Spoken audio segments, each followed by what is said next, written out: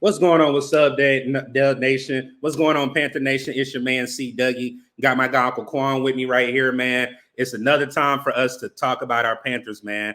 During the bye week, it's been a quiet bye week, but we've had some breaking news that we finally been waiting on, that Thomas Brown is finally going to be calling plays.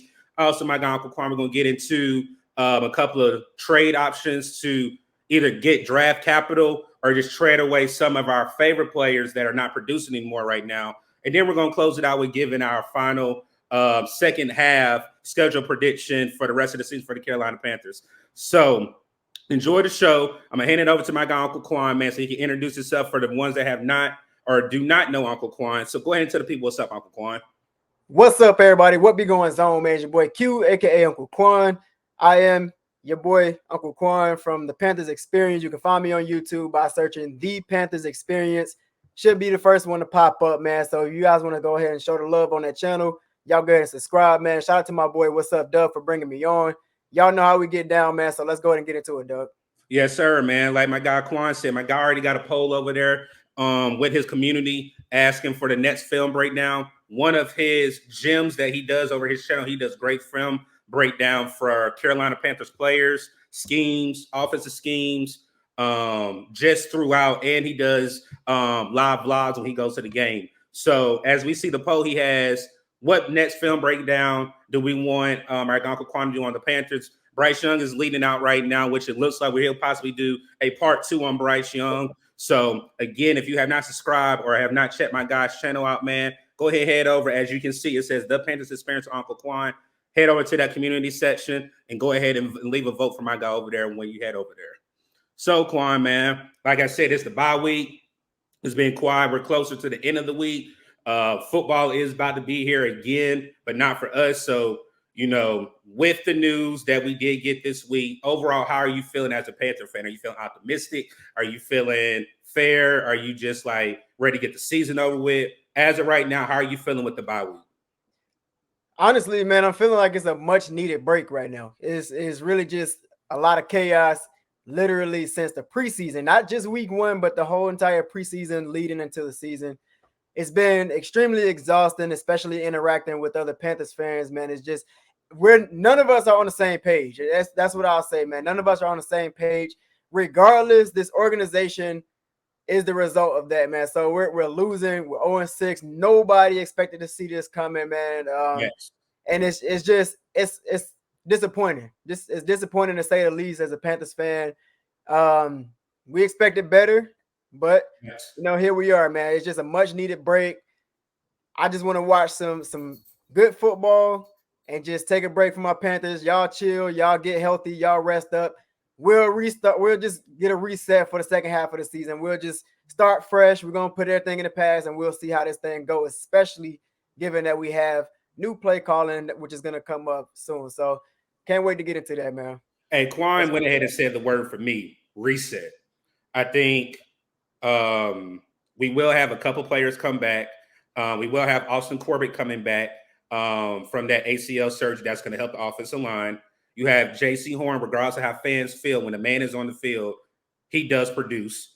We did get unfortunate news about Jeremy Chin just yesterday that he is out for 6 weeks. So that is a step back where I think he possibly should have been shut down earlier when he could come back from the bye where you get an extra week to heal up and go through treatment.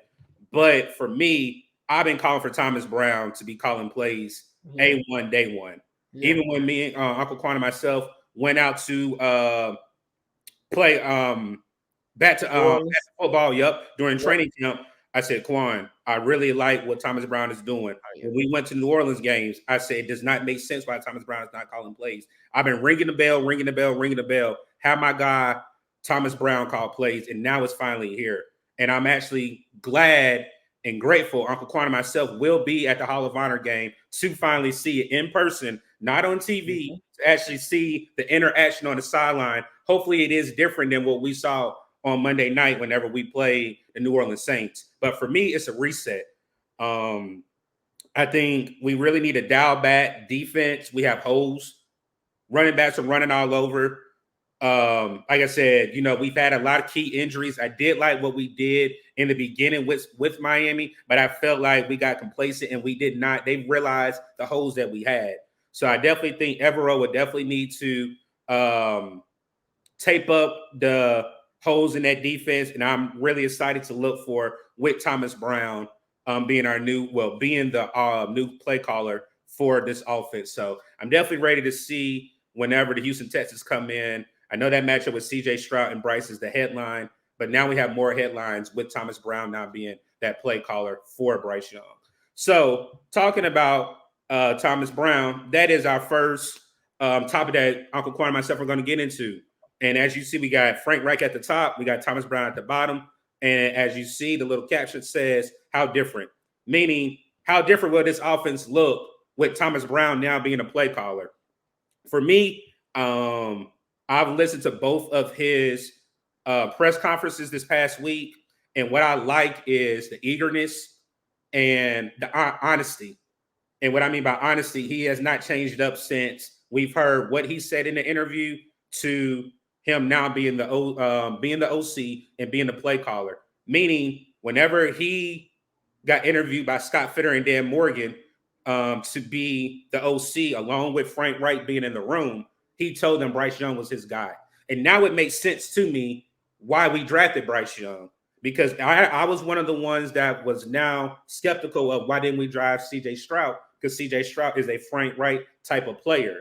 But now it's making sense because even whenever they did Panthers Confidential and you saw Thomas Brown talking about Bryce Young, you can tell that was his guy. That was his guy. That's the guy Thomas Brown wanted to be the point guard that he called him a point guard of his offense. So I think now we will finally see what Thomas Brown had in store for Bryce Young. Also, him and Bryce have already had the one-on-one just this past Tuesday, looking at plays, telling him how different or how similar that offense is going to be ran underneath him. So I think with Thomas Brown calling plays, we'll definitely see some more stretching the field. But I'm going to get Uncle Quan's expertise or his thoughts on it before I follow up with what he has after that. Man, hey, you mentioned Bryce Young and Thomas Brown connection. I will say, man, with Thomas Brown now calling the plays, it's going to be very critical to Bryce Young's early career in the NFL. It's really going to be about establishing trust and, just building some type of culture here in the Panthers offense. So how can we use Bryce Young differently than what Coach Reich has given us? All of us were saying that, Frank Reich was not very innovative. We're saying screen left, screen right, run up the middle, very vanilla play calling. Same thing we've been saying in preseason pretty much. So how different can this be with Thomas Brown calling the plays? I don't know what to expect exactly, but I do. I hope to look for something just innovative, creative, use a lot of motion and stuff like that. Let's see us use Bryce Young's strengths.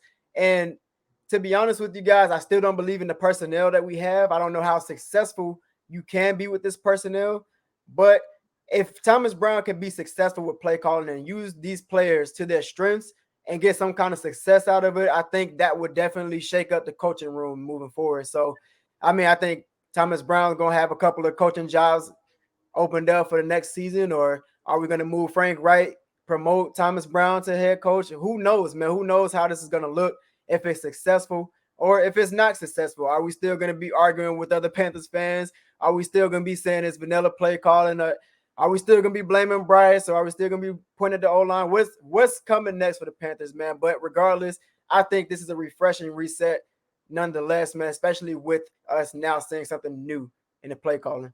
See, I'm actually glad Quan made that comment because Pat McAfee, which is a show I watch now, he is excited. Well, he's excited, but he's also nervous at the same time for the growth of Bryce. What Quan just stated. He's already had Frank Reich call plays. Now Thomas Brown is calling plays. And for a young quarterback, being a rookie quarterback in this league, that is going to be, that can mess with your psyche, that can mess with your confidence. Mm-hmm. But one name that people are not saying is Parks Frazier. That is the passing game coordinator that was with Frank Reich, that is now the passing game coordinator for the Carolina Panthers. Also, Parks Frazier was also a high commodity for some offensive coordinator jobs and also interviewed this past year for head coaching jobs. And I think if Thomas Brown, and I'm saying if, and I'm hoping that with him now calling plays, we do see success on this offense. We do see a stretch in the field. Yes, I agree with Quan. It's only one player that has been producing every week with the personnel that we have, and that's Adam Thielen. We need DJ Chark to step up. You need Jonathan Mingo, who we drafted earlier than most of these rookie receivers that are producing in the league, to step up. Terrence Marshall Jr. has been a no-show. Like Quan has also said during his live game play-by-play, how does the coach say, "Oh, I totally forgot about him"?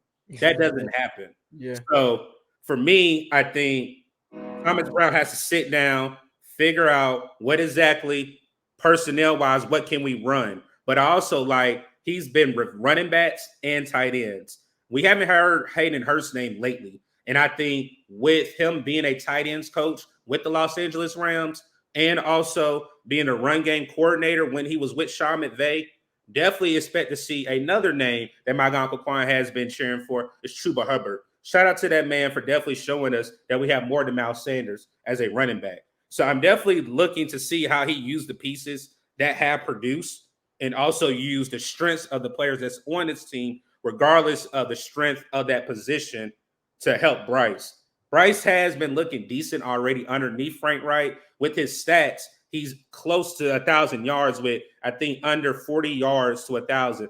But he had 6 touchdowns, the 4 interceptions, and the longest passing yardage that he's thrown about is 30 yards. So I'm definitely expecting, again, underneath Thomas Brown, I am hoping that we stretch the field more. I'm hoping that we use the personnel and we use all our weapons. Again, I give my Uncle Quan credit. That man has been saying Chuba Hubbard, Chuba Hubbard, Chuba Hubbard, the same way I've been saying Thomas Brown, Thomas Brown, Thomas Brown. So I am looking forward to October 29th, back home in the bank, Thomas Brown having this offense look totally different. Also with Thomas Brown, for a nugget for those that do not know, this man also was a candidate for the head coaching job.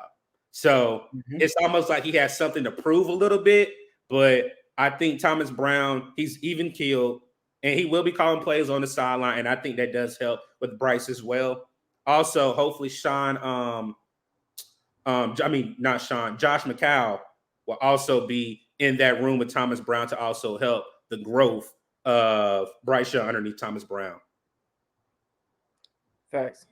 So for us, like I said, I'm excited. I'm got low expectations because again, this is his first time being a NFL offensive coordinator. He was offensive coordinator at the University of Miami before he transitioned over to the league. So again, Uncle Quan and myself will be in the building October 29th. We'll have vlogs. Trust me. And what I like about our seat this particular time, Quan, we're not at the tunnel. We're actually on the side where you can see directly the sideline. And I just thought about that when I'm sitting here.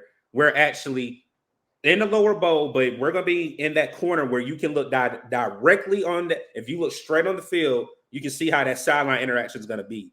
So that's one thing my eyes are going to be peaked at when Bryce comes off the field, how Frank Reich interacts with Bryce and Thomas, because again, when we went to Monday night, the interaction, I want to say it was toxic. Yeah, it was funky, man. It was definitely messed up for a second game of the season. And this is supposed to be your now so-called play caller. But again, he's been thankful for Frank Reich giving him this opportunity. And again, I think Thomas Brown is gonna flourish in it, but we have to be patient at the same time because we don't have the right personnel. Yeah, man. Another thing I forgot to mention, man, I'm looking forward to seeing what he got up his sleeve as well. I mean, again, I don't know what to expect, especially with the personnel, but given that he comes from the coaching tree of Sean McVay, I'm expecting to see a lot of innovative plays. That's why I mentioned the motions and stuff earlier. And let's see, you know what I'm saying? Let's see Bryce Young roll out the pocket. Let's set up play action. Now that we know that we have a run game with Chuba Hubbard, and you know what I'm saying, we saw a little bit of flashes with Blackshear, but we know what Blackshear can do. So if you get these guys going, get the play action rolling, get some motions in and out, confuse the defense, make them play honest. I'm looking forward to seeing what this offense could be, but we don't know, man. We just don't know yet. I'm right there with you, Doug. I'm keeping my expectations pretty low, but I'm also just curious. I'm real curious. Facts. So now we're going to transition into our second topic, which is trade options. As you see, we have obviously Brian Burns up there.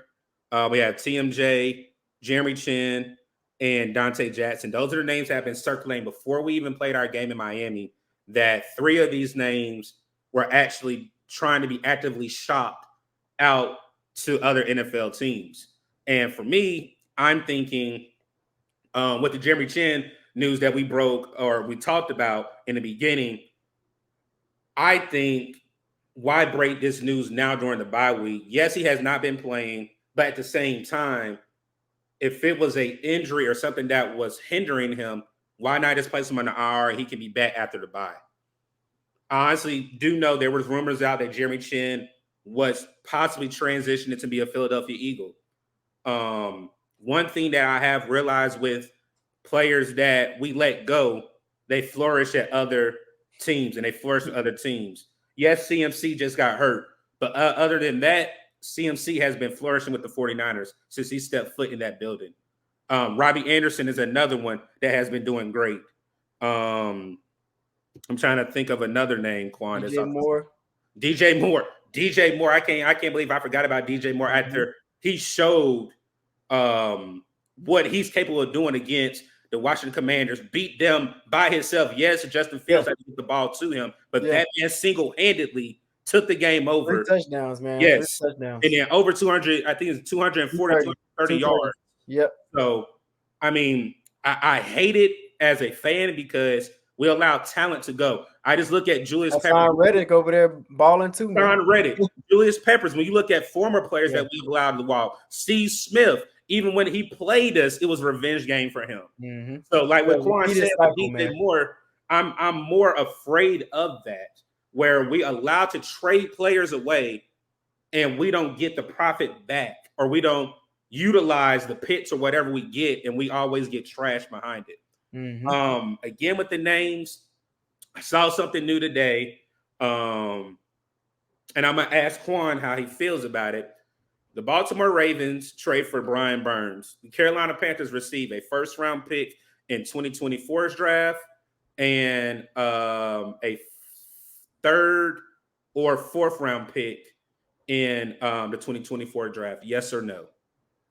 I mean, hell, if you can get a first out of Burns, you take that. Man, you got to take it because we don't have a first pick. So, yeah, go ahead and take it, man. Get Bryce some weapons or whatever you're going to do with the first. I mean, because at this point, we got a lot of holes anyway. So, correct. Whatever you're going to do with it, if we can get that first round pick, don't matter where it's at. If we can get somewhere back in the first round, go ahead and do it. I mean, because my thing with Brian Burns, I've been on and off the fence of paying Brian Burns because the more I see him play, the more I'm realizing he is really just not a game wrecker. He's not. I watch guys like Micah Parsons, you know what I'm saying, Nick Bosa, even Hassan Reddick, just what Hassan Reddick did. Say what? I said, look what Hassan Reddick did just against Hassan Reddick. Yeah, Hassan Reddick, who we let walk for nothing. I look at guys like that, those are guys who has to be constantly double teamed, who has a high motor throughout the entire game. Brian Burns just don't have that. He has a tendency to disappear from time to time. Yes, he'll make some flashy plays. He'll get a sack here and there. You know, he'll do a Spider-Man dance and, you know, get everybody excited. But at the end of the day, he's really not a game wrecker. You know what I mean? So why not? If you can get a first out of him, I'm taking that all day. All day. I mean, it's hard to find edge rushers, but at the same time, it's easier to draft an edge rusher. It's easier to draft an edge rusher that can develop. One edge rusher that I definitely know we were looking at is McDonald, who got drafted by the Jets with their second first-round pick. We were hoping to have him fall. But one thing with Brian Burns, one of the best seasons that he had, Quan alluded to the guy that was a Panther, wanted to, I think, continue to be a Panther, but we let him walk, was Hassan Reddick. When he has another elite edge rusher with him, that's when Brian Burns is a game changer because he's not the focal point on a line. He does have Derrick Brown in the middle, who has been doing great. No, his name does not get called a lot, but DB has been doing his part, but he's not an edge rusher that can get that edge pressure off of Brian Burns. For me, I'm questioning Scott Fitterer because when reports came out that we could have got 2 firsts from the Rams, that was a loss. That's lost now. That's lost. I'm not going to go back on it, but that does have me think if you weren't going to pay the man, you should have traded him away because now he's either going to walk, you're going to franchise tag him, or you're not going to get any value for him at all. Mm-hmm. So with Brian Burns, if it is true that the Ravens have called, we definitely need to look into that. Another player that I'm not high on, he plays a position that I'm high on another guy, and that's Dante Jackson. I think it is time for him to get his walking papers. I don't know how much value we're going to get for him. Possibly anywhere from a 4th or a 5th. That's too high. That's too high, man. I mean, a bag of chips and some Doritos or something.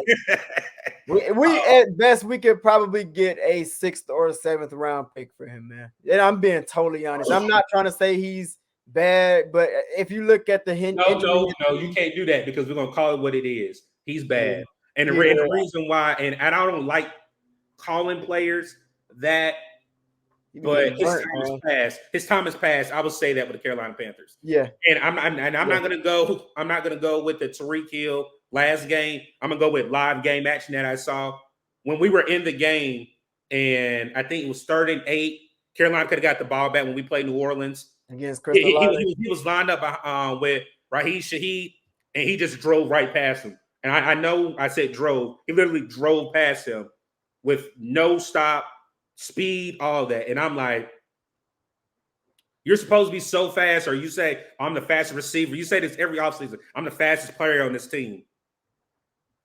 That really has to show. If you're our fastest player on the team and you went against one of your fastest team and you got beat, you didn't jam or anything, you just got straight line beat, you backpedaled and got beat. And that really cost us the game. I will say that it did because we had all momentum in that game. If we stopped them right there, we'd have had great field position to possibly get a game-winning drive for Bryce, and we know how the game ended. Yes, even with Tyreek Hill, we ran man-to-man with Tyreek Cheetah Hill against Dante Jackson and got beat again. That was dumb. And he tried to press. Yes. He tried to press. That was bad. That was bad, bro. Like for me with Dante, in your earlier years, you were good, but like I always tell Quan, one particular group I always look at is corners. I coach corners in college. You already know that. He has bad backpedaling and he has dirty eyes. When you have a bad backpedal and you're flat-footed and you're not on the balls of your feet as a corner and you have bad eyes, that's what always gets Dante Jackson in trouble. He's not a big corner. He is a fast corner, but he's not the fastest, but his speed also lacks in height and bad, dirty eyes. So for me, I think, even we just signed, I think it was a corner or a safety out the Giants practice squad. So for me, that's looking like, hey, that's revolving door. And that could also mean that particular guy's supposed to fill Jeremy Chin's position. So I'm not really sure, but I definitely think it is time for us to transition off from Dante Jackson. I know he did get that extension. I'm not sure what his contract is looking like going forward, but I definitely think it is time to go ahead and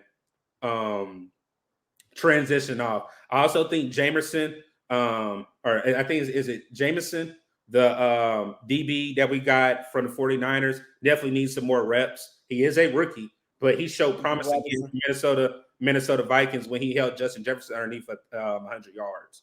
So that's why I think with Dante Jackson, man. Yeah, I mean, I'm right there with you. It's about that time. About that time to move on.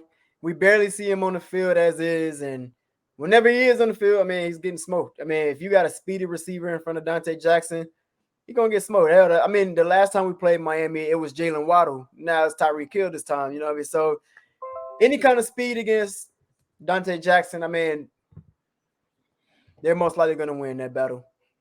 Dante Jackson lacks a lot of technique, and again, it's just I don't know what we could get out of him. I mean, a 7th rounder if we're lucky. So yeah, it's time to move, man. It's time to move on, and The next player, like I said, we're not going to talk about Jimmy Chan. He is injured right now. He was on the screen from option for Quan and I to look at, but he is injured, so I'm not sure somebody would trade for him. But the last person, and we will pop it up again, the last person we're going to talk about is TMJ. With this particular guy, me and Quan talk all the time, and Quan said something that kind of it rung a little bell, but I wasn't sure. Trade TMJ to the Bengals, and when he said that, I said, he and Quan alluded he has chemistry with Joe Burrow, both of them, both of them coming out of LSU, and for me, I was like, that's not bad. One thing that I think TMJ is not going to see the field anymore, probably, or even possibly, unless it's an injury. When a coach says, I totally forgot about this guy, you're not part of the game plan. You're not part of the game plan at all. You're not even thought of, fam. You're not part of the game plan. And for me, this goes back to drafting him. He already had issues coming out with injuries. Yep. He's been injury prone with us. He is finally healthy, and we're not even utilizing him. And you have Jonathan Mingo that's ahead of him. You obviously have DJ Chark and Adam Thielen. I'm trying to figure out TMJ is supposed to be your bit by the receiver. We were able to see what he was able to do with PJ Walker at quarterback. We were able to see what he was able to do with Sam Darnold as quarterback at the back end, and TMJ produced. I thought Jefferson was one of the best wide receiver coaches known to coaches that why aren't we utilizing him? Is it scheme? Is it just he doesn't fit? I just don't understand some of the draft picks that we've had and some of the draft picks that have flourished with other teams. Why can't we ever get it right when it comes to wide receivers, corners? Those are the particular two groups that I look at. And I'm with Quan. I don't know how much you're going to get. I would use Quan's take, what he did with Dante Jackson. You're probably going to get a bag of chips in a 6th or 7th round pick. I do think Dante Jackson is more valued than TMJ. But if it was my world, I would try to do a T. Higgins and TMJ trade, which I know this is not going to happen. But all jokes aside, I really don't know the value of TMJ on this team. I hate it because I was definitely pulling for him. But if you can get any value, you can get a pick, a late pick. And we know hopefully Scott Fitter is not the GM next year. But if a player's on this team and you're not utilizing them, it's time for them to transition on. Yeah, I mean, with TMJ, he's another guy I was rooting for, man. When he came out of LSU, I liked him. I felt like he was going to be our future. Felt like, he was going to develop into a nice receiver, be like a kind of DK Metcalf kind of receiver when he first came. And then over the time kept going by, kept seeing injuries, and then he wasn't really productive. Then I saw some flashes last season that kind of got me excited towards the stretch of the season. And now this year, it just looks like I don't know. He's not getting separation. It don't look like a scheme fit. Doug already alluded to it, man. So I'm thinking now, man, with all these plugins that we get, why are they not flourishing here and then they flourish somewhere else? It's because we're struggling to find identity for our offense. And this has been going on not just this year, but for years. Thanks. This has been since after Cam got hurt, since 2018, 19, 20. I mean, we have struggled finding our identity, and we have literally had a different starting quarterback every single season since Cam Newton. So it's hard to establish an identity when you are going through constant change. And with TMJ, he's in a bad situation. He could be a bad receiver himself. Maybe it's health issues. Maybe it's a lack of a scheme fit. Maybe he's just not that good. We don't know. But when you have these changes constantly coming around, it makes it hard to figure out who exactly TMJ is and where does he fit in offense. So right. I don't know, man, but I think we should go ahead and just let him flourish somewhere else. Doug already told you guys where I stand with him. I think if we trade him to Cincinnati, if they want him, he already got pretty good a good relationship with Joe Burrow over there. Why not add another weapon for Joe Burrow? I mean, they got Jamar Chase, Tyler Boyd, T. Higgins might be up out of here at the trade. Maybe if that's the case, go get TMJ to kind of help with that little replacement and get you another receiver. So not saying he's gonna be as good as T. Higgins, but it's at least some kind of a replacement. So I don't know. That's just where I'm standing with it. Let's get something out of TMJ wherever he goes. Yeah, If we can get something out of him, go ahead and make that move. Yes, sir. Get some value. Mm-hmm. So before we go to our last one, we're going to do our schedule breakdown for the last. If you guys are still watching and you're enjoying the content, definitely hit that like button for us. Subscribe to the Panthers Experience with Uncle Quan. Also subscribe to Wassup Doug. Also here at Wassup Doug, we love the comments. We love interacting with our community in the chat. So definitely leave a comment as well for us if you got a question or, hey, can y'all talk about this? Me and Uncle Quan are always open to hearing back from our communities, man. So, like I said, we opened up with Houston. I'm definitely looking forward to with Houston. I'm definitely looking forward to being in the building. After Houston, we have Chicago. No, we have Indy at home. Then we go to Chicago on Thursday night. Then we have Dallas. You have Tennessee. You got Tampa Bay.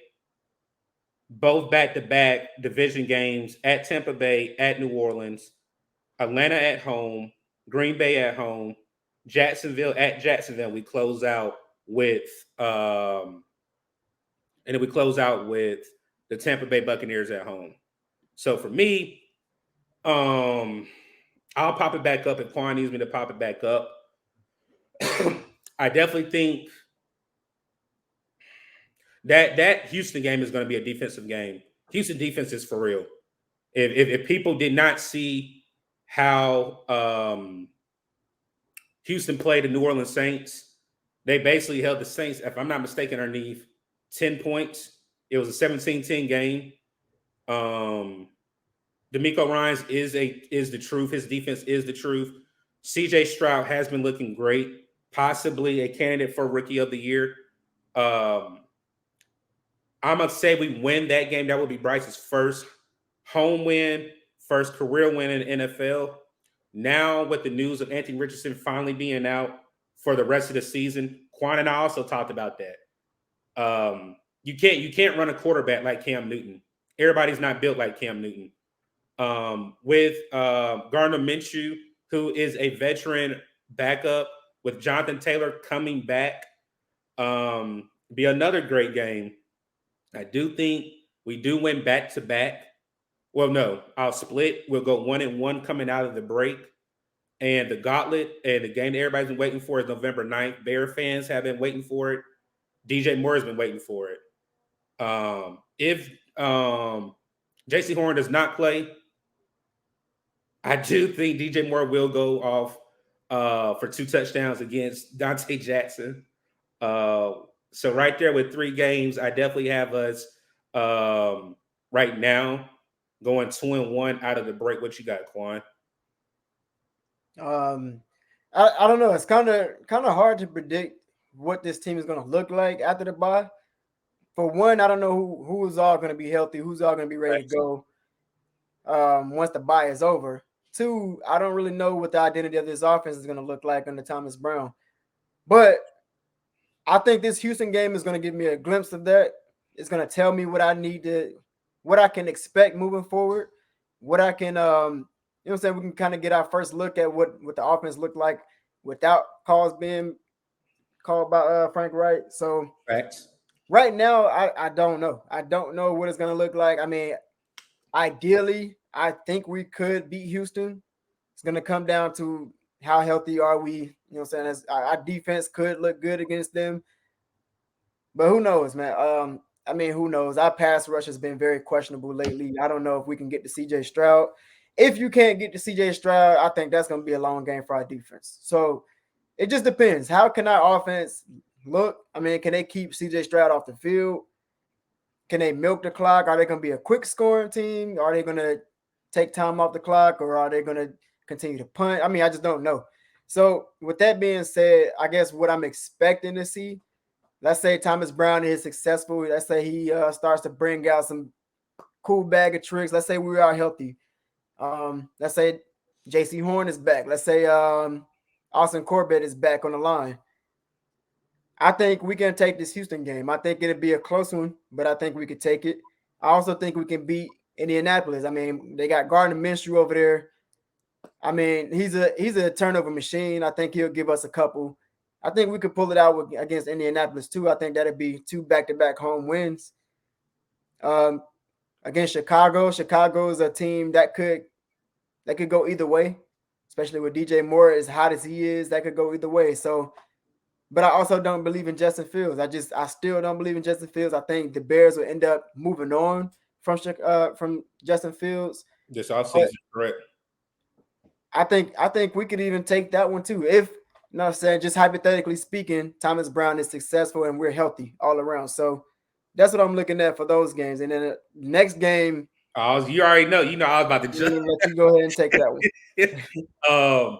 I will say this. I'm with Quan. We're optimistic. I'm not. We're just going over the rest of the schedule, how we see it.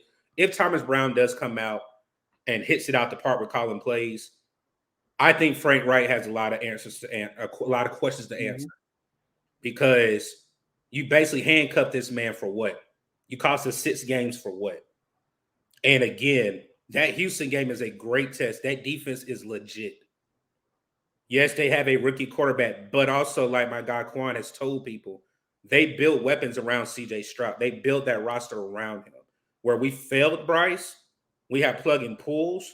But at the same time, as Thomas Brown is able to make this caliber and this talent of an offense that we have flourish, it's going to be a lot of questions that need to be answered for Frank Reich. Why wait so long? But transitioning after that Chicago game, we do play the Dallas Cowboys. I will not be at that game. I'll be here in Dallas. I'm trying to figure out if I'm going to go to the stadium and watch it. But that, to me, that defense, what they just did to Austin Eckler, what they just did to Justin Herbert, what they just did to Keenan Allen, what they just did to Joshua Palmer, that defense is real. Dan Quinn, regardless of Dak Prescott and the weapons that they have on that offense, Dan Quinn and that defense is the juggernaut that runs the Dallas Cowboys. Mm-hmm. Michael Parsons, as many hits as Bryce Young has taken, like Quan has said, 2 games he was afraid of was the Miami and Dallas game. Bryce took a good shot in that Miami game.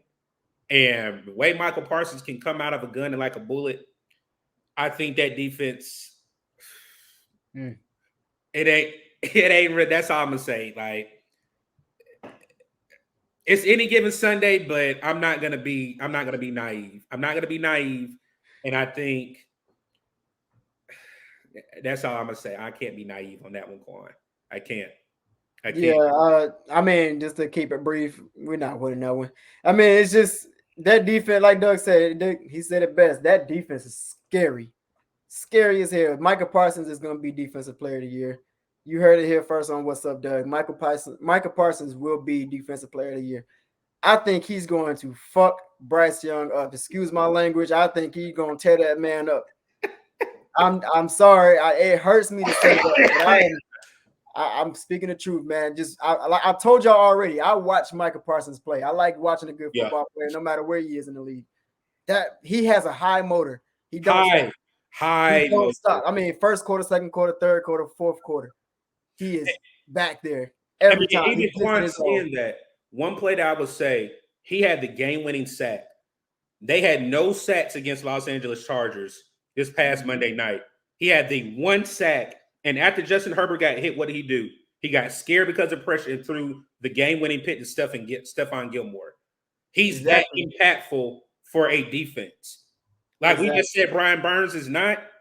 Michael Parsons made one play and then had the quarterback startled and go into the next play, and look what happened.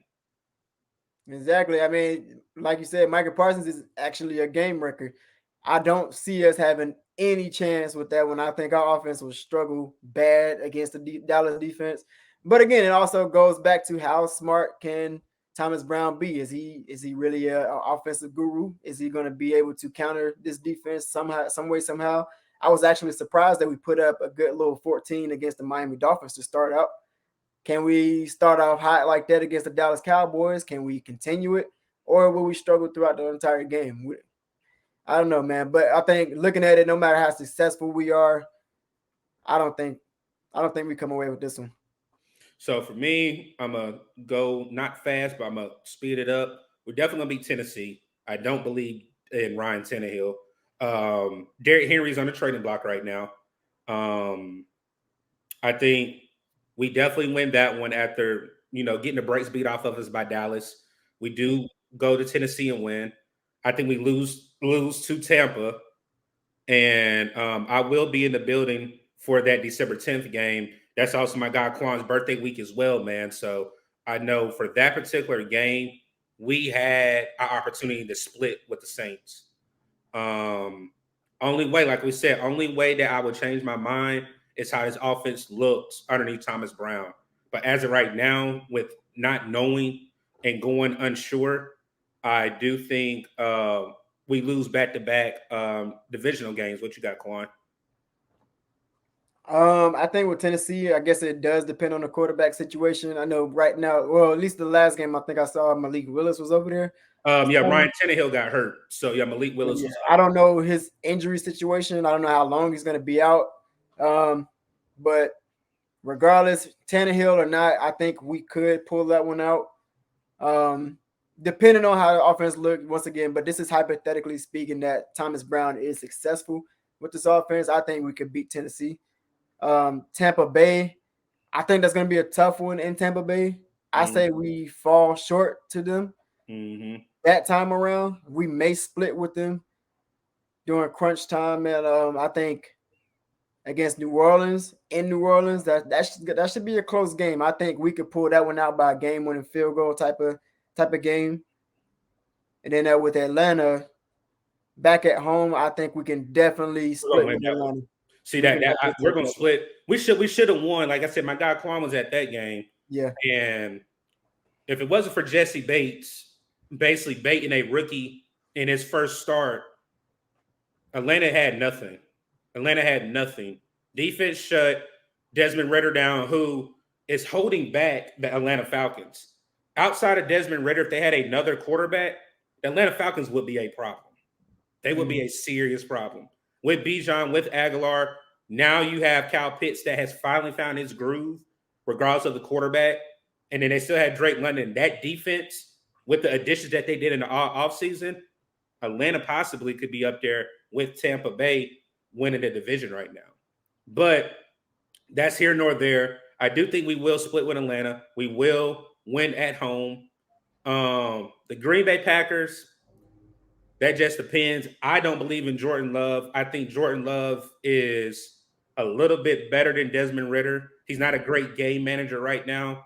A couple of games I have seen him. I look at the Detroit Lions game on Thursday night. He did not look great. You look at the game where he played the Atlanta Falcons in Atlanta, did not look great. So for me, I think that's a toss-up. I do have us losing New Year's Eve to the Jacksonville Jaguars and closing out the regular season with a win, splitting with Tampa Bay at home, possibly a last hurrah.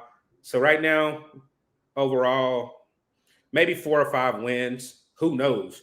Like I said, if this team can really turn it around on offense and the defense can plug and pull, there's a possibility, but I don't see playoffs right now. It's 6 losses.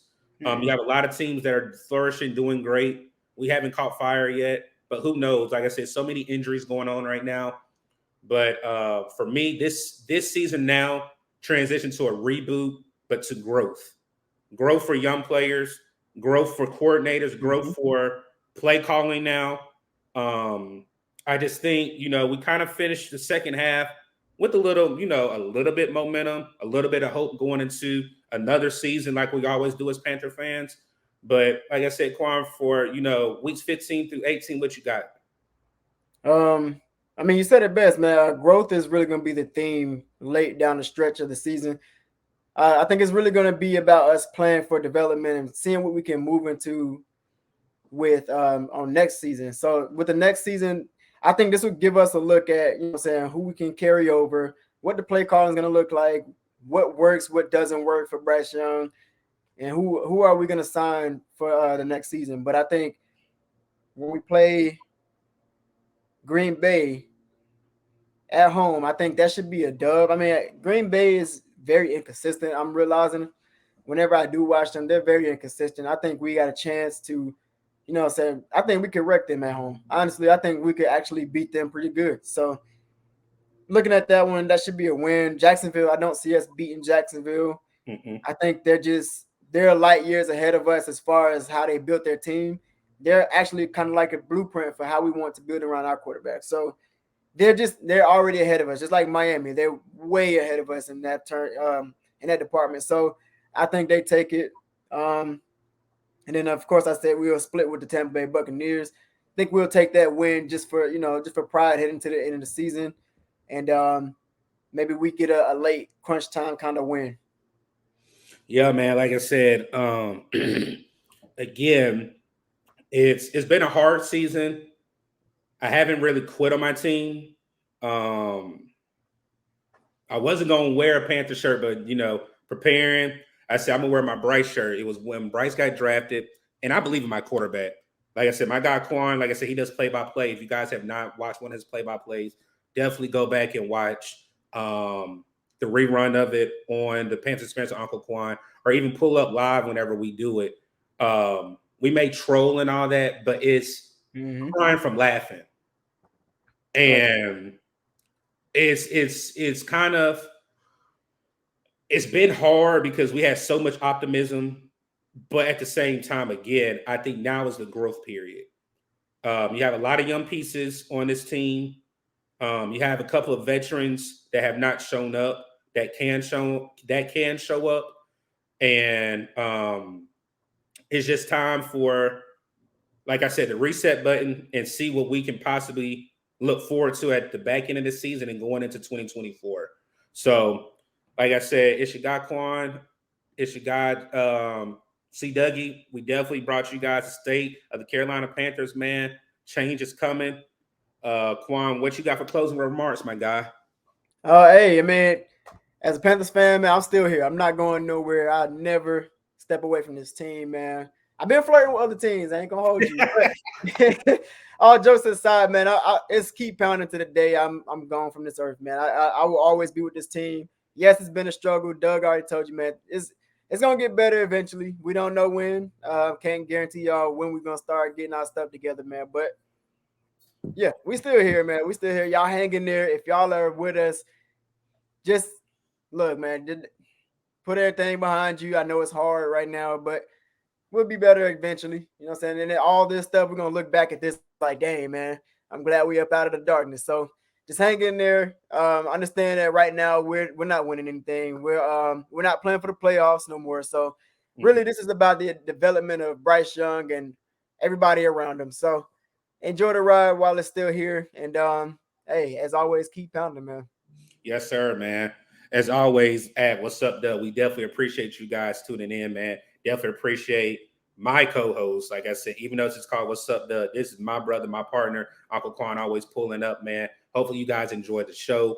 Again, if you guys have not subscribed to the Panthers Experience, we'll definitely have his link in our description at the bottom. Definitely click on and subscribe over there. Check my guys' content out. Also, if you have not subscribed to What's Up, Doug, watch the end of the video, tell you to subscribe. Stay blessed, stay true to yourself. Like my guy Quan also says, keep pounding. We out.